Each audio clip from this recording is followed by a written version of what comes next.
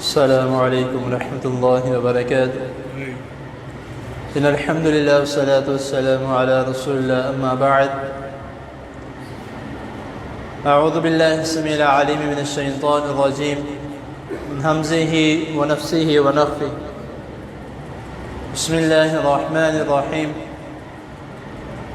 إنا أنزلناه في ليلة القدر وما أدراك ما ليلة القدر.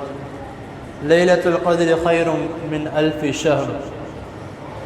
تنزل الملائكة والروح فيها بإذن ربهم من كل أمر. سلام هي حتى مطلع الفجر. صدق اللہ العظیم. حضرات محترم، لیلۃ القدر کے متعلق آپ کے سامنے احکام و مسائل اختصار کے ساتھ بیان کیے جا رہے ہیں.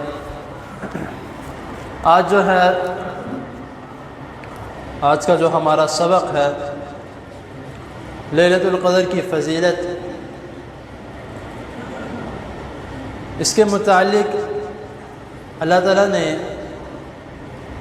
قرآن مجید میں ایک اور مقام پہ فرمایا ہے، سورۃ الدخان میں آیت نمبر 3 اور 4،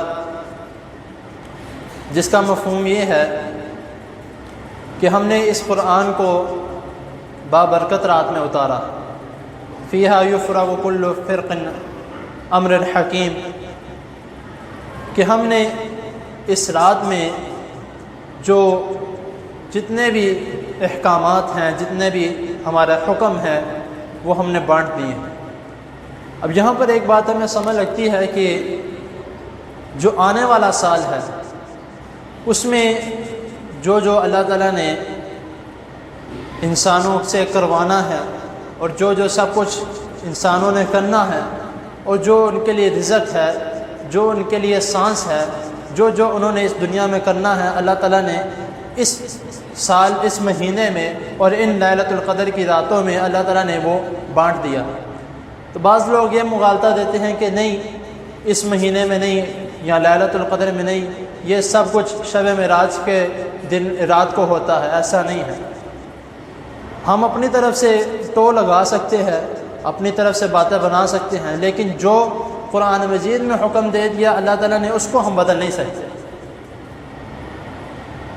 تو اسی لیے اور صرف اتنا ہی نہیں، اللہ تعالیٰ نے سورۃ القدر میں بھی یہ بات فرمائی ہے کہ انا انزلناہ فی لیلۃ القدر.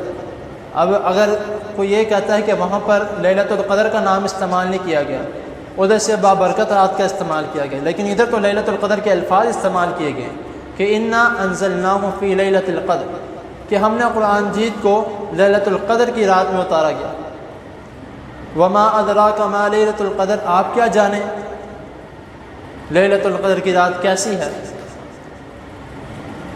لیلۃ القدر خیر من 1000 شہر، یہ جو رات ہے 1000 مہینوں سے بھی بہتر رات ہے. اب اس میں کوئی اعمال کرتا ہے، کوئی صدقہ کرتا ہے، کوئی زکوٰۃ دیتا ہے، یا کوئی نوافل ادا کرتا ہے، تو اس کا ایک نفل پڑھنا یا ایک صدقہ دینا تو وہ 1000 مہینوں صدقہ دینے سے زیادہ بہتر ہے. تو اسی لیے ہم بہت معمولی سے سمجھتے ہیں کہ کوئی نہیں، ایک رات کیا، یہ 5 راتیں ہیں، کوئی نہیں گزر جائیں گی. تو اس کو معمولی نہیں سمجھنا چاہیے. ان راتوں میں عبادات خاص طور پر زیادہ سے زیادہ کی جائے، قرآن مجید کی تلاوت کی جائے، ذکر و اذکار کیے جائے، تو ہو سکے تو صدقہ خیرات بھی کیا جائے. یہ اس کی فضیلت ہے. اور اس کی سب سے بڑی فضیلت جو ہے تو من قام لیلۃ القدر ایمانا و احتسابا غفر له ما تقدم من ذنبه، کہ رسول اللہ صلی اللہ علیہ وسلم نے فرمایا کہ جو شخص لیلۃ القدر کی رات قیام کرتا ہے تو اللہ تعالیٰ اس کے پچھلے سارے گناہ معاف فرما دیتے ہیں. اب انسان کی کتنی زندگی ہے، ہو سکتا ہے کسی کی 50 ہو، 40 ہو، 20 ہو، 30 ہو، جو اس کی پچھلی زندگی میں جو کچھ گزر گیا، جو اس کے گناہ اس نے کیے ہیں، جو بھی، اللہ تعالیٰ اس کے سارے گناہ معاف کروانے کا رسول اللہ صلی اللہ علیہ وسلم فرما رہے ہیں کہ اللہ تعالیٰ اس کے سارے گناہ معاف فرما دیں. تو اسی لیے ہمیں لیلۃ القدر کی رات جو ہے، اس کو ایک تو اس کی فضیلت کو ہمیں جاننا چاہیے کہ یہ ایسی رات ہے جو 1000 مہینوں سے بہتر ہے، اور ایک یہ ایسی رات ہے جس میں سارے آمور جو ہیں، سارے احکامات جو ہیں وہ بانٹ دیے جاتے ہیں. تو ایسا ہو کہ جب یہ احکامات بانٹے جائیں اور یہ امور جو اللہ تعالیٰ نے بانٹنے ہیں وہ بانٹے جائیں، تو تب ہم اللہ تعالیٰ کی بارگاہ میں حاضر ہوں تو وہ کیا ہی منظر ہوگا۔ تو اللہ تعالیٰ پھر انسان کو دیں گے بھی ویسا ہی جس طرح وہ اللہ تعالیٰ کو دے گا۔ اللہ تعالیٰ کو دینے سے مراد کہ جس طرح وہ اللہ تعالیٰ کی عبادت کرے گا، تو انشاءاللہ تعالیٰ اللہ تعالیٰ اس کے ساتھ بھی ویسا ہی سلوک کریں گے۔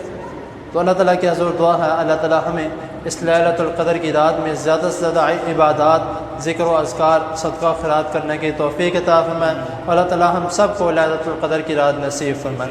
اور یہ آخری جو تھا لیلۃ القدر کے متعلق، کل سے انشاءاللہ تعالیٰ جو ہے وہ صدقہ فطر کے متعلق آگے اللہ تعالیٰ کے فضل و کرم سے احکامات بیان کیے جائیں گے۔ اللہ تعالیٰ کی حضور دعا ہے اللہ تعالیٰ ہمیں جو سنا جو سنا ہے اس کو سمجھنے کے، اس پر عمل کرنے کی توفیق عطا فرمائے۔ جزاک اللہ۔